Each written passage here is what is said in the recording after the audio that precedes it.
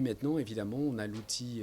Internet, le site Internet de TF1, qui a noué un partenariat notamment avec Facebook. Et grâce à Facebook, on a un Facebook Live qui nous permet parfois de faire vivre autrement les meetings des politiques, c'est-à-dire en amont, en aval, de raconter les coulisses. Mais ça veut dire qu'il y a aussi beaucoup de gens, beaucoup de journalistes mobilisés sur le terrain pour la couverture d'un seul et même rendez-vous politique, d'un seul et même meeting. On peut avoir aussi bien une équipe journaliste TF1 avec journalistes et caméramans, on a l'équipe de LCI et puis on aura aussi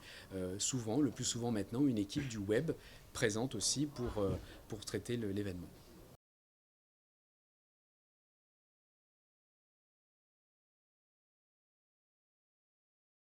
Par exemple, les candidats de la primaire, en l'occurrence, on les a suivis beaucoup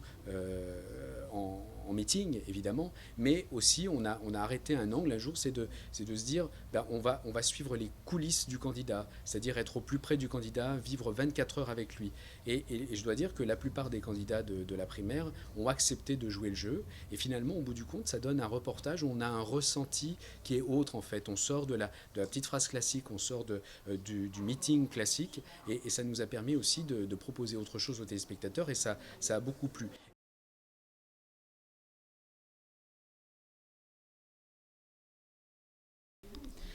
Non, les règles du CSA n'ont pas d'impact sur l'audience. En revanche, nous, ça nous contraint énormément parce qu'évidemment, on doit respecter à la fois l'équité des temps de parole pendant certaines périodes, puis